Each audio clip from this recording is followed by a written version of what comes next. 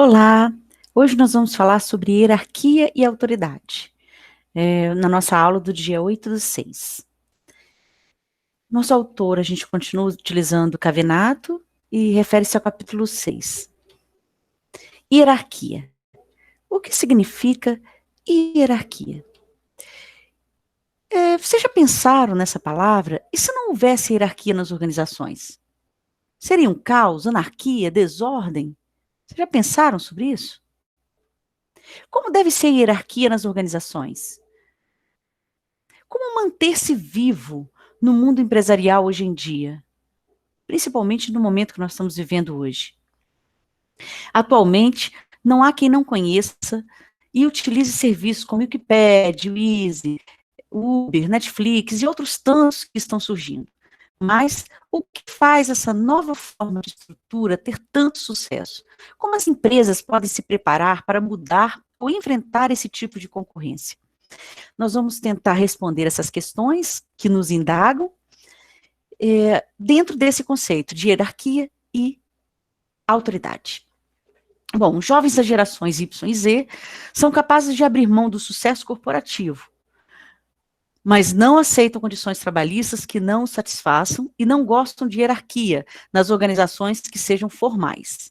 Se pensarmos que eles estarão à frente dos negócios em um futuro próximo, provavelmente as organizações terão também características parecidas. Combinando as características das novas gerações com os princípios da descentralização, que parece ser uma tendência mundial, é fácil perceber que, no mínimo, devemos estar atentos a essas mudanças para que nossas empresas possam continuar sendo eficazes no futuro. E para que tenham sucesso, devem ser incluídos todos da organização nessas discussões. Isto já será um belo treino para o futuro. Diversidade, comunicação aberta, educação e formação continuada, uso intensivo de tecnologia e ambiente colaborativo são alguns atributos importantes a serem considerados em uma renovação da hierarquia das organizações, sua estrutura e da cultura de sua empresa. Então, nós vimos que é preciso o quê? Mudança para conseguir ser eficaz nesse futuro. E principalmente através da diversidade, da comunicação, do uso da tecnologia, de ambientes corporativos. Então, a hierarquia das organizações, ela vai se reestruturar, ela vai se renovar. Hierarquia é uma organização fundada sobre uma ordem de propriedade entre os elementos de um conjunto ou sobre relações de subordinação entre os membros de um grupo com graus sucessivos de poder, de situação e de responsabilidades. Esse é um bom conceito para a hierarquia. O modelo hierárquico caracteriza-se pelos seguintes aspectos. Tem 3 aspectos. A existência de um vínculo entre 2 ou mais órgãos e agentes administrativos, a comunidade de atribuições entre elementos da hierarquia e um vínculo jurídico, constituído pelo poder de direção e pelo dever de obediência. A principal distinção de modalidades de hierarquia é a que se distingue entre a hierarquia interna e a hierarquia externa. A hierarquia interna vem a ser aquele modelo vertical de organização interna dos serviços públicos, que assenta na direção entre superiores e subalternos. A externa é o vínculo de superioridade e subordinação que estabelece entre os órgãos da administração. Basicamente, essa é a diferença entre elas. A hierarquia externa também está dentro da estrutura vertical, e consiste também na hierarquia de órgãos, né? Dentro dos atuais contextos organizacionais da administração, os níveis hierárquicos são uma importante forma de definição de escopo administrativo, ou seja, os níveis hierárquicos são os responsáveis pela definição estratégica do administrador dentro da instituição. Por isso é tão importante. Os administradores são classificados em 3 níveis. Níveis estratégico, tático e operacional. O estratégico é o nível mais elevado da hierarquia. Compreende o presidente, né, os diretores e demais gestores da empresa. O tático é o nível onde estão inclusos os chefes de cada seção, ou seja, os gerentes. Aí recursos humanos, para cada setor. financeiro. O operacional, nesse nível, os administradores devem extrair o máximo das potencialidades do colaborador através das ferramentas administrativas que lhes são concedidas. Seu papel é aperfeiçoar a produção de bens e serviços de maneira satisfatória, sempre seguindo as diretrizes estabelecidas no nível tático. Então, esse aqui é o nível da operação, a operacionalização, ou seja, a produção mesmo em si. Agora nós vamos falar um pouquinho de autoridade. Afinal, por que as pessoas obedecem, aceitam, admiram, seguem e são influenciadas por ideias e conselhos alheios? Pensem nisso. Os diferentes tipos de autoridade. Nós temos várias autoridades. A autoridade formal é um dos tipos de autoridade mais comuns. Corresponde àquelas pessoas ou instituições que exercem poder e influência em função do cargo que ocupam ou da atividade que desempenham.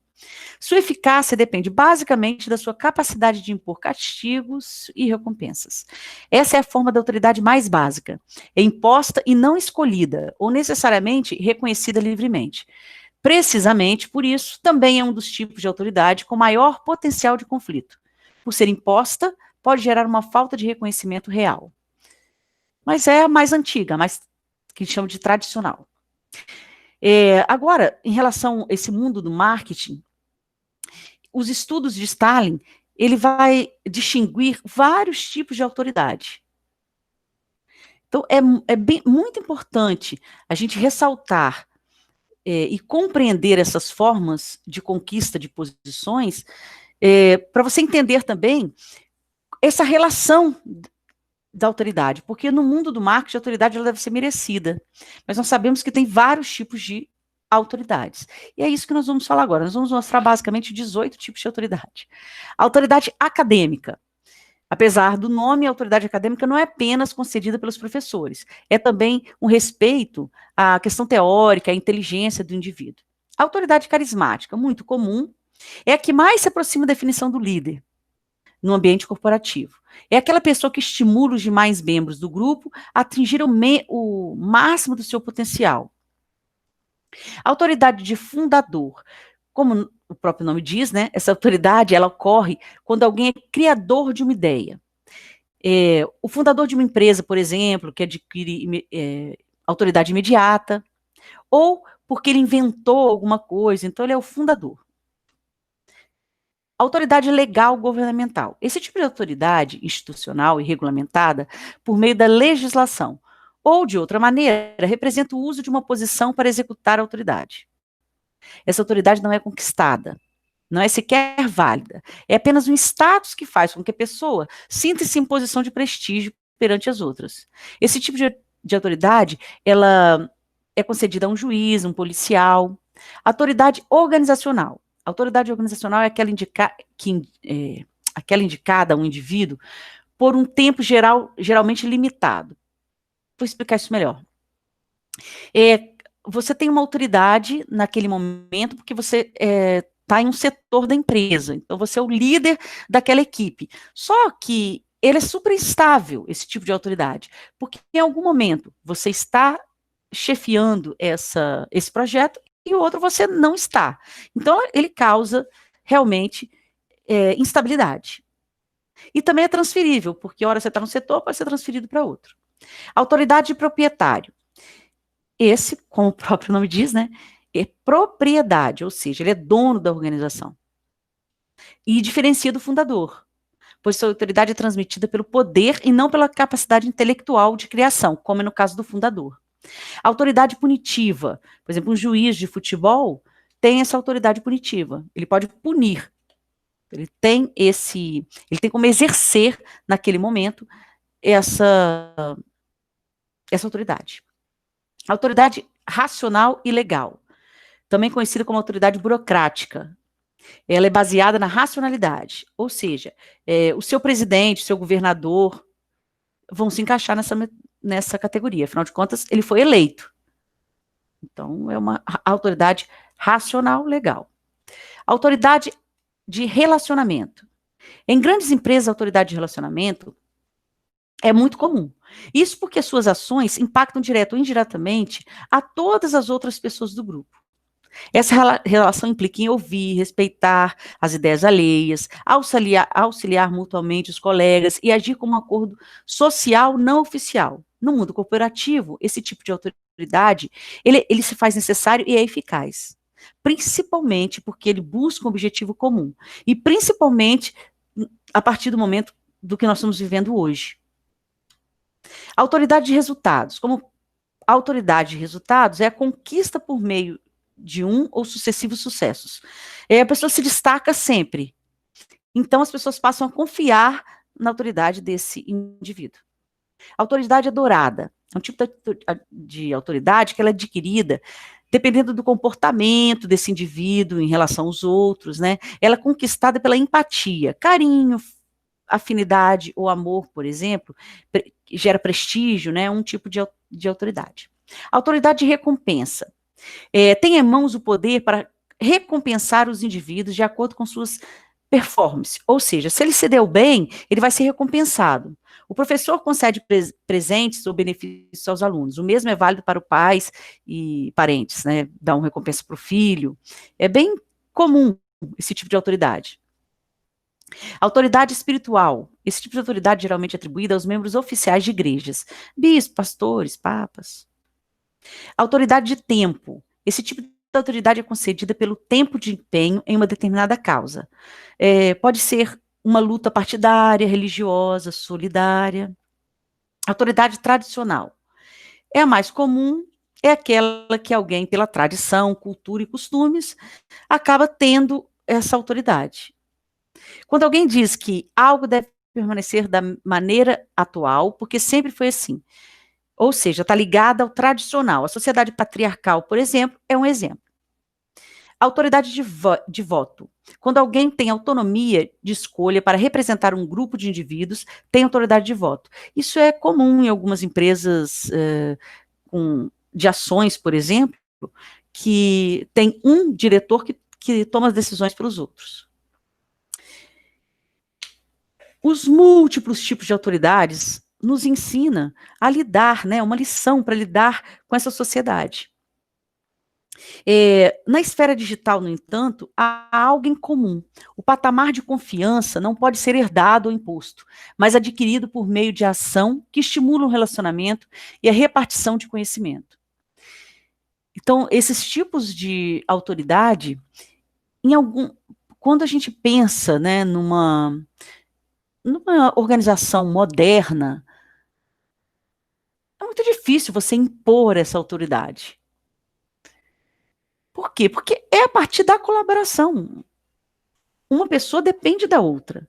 O marketing da autoridade são muitas as atividades que engajam e convencem as pessoas sobre a credibilidade de alguém e, consequentemente, aumentam sua visibilidade. Por que eu coloquei sobre isso?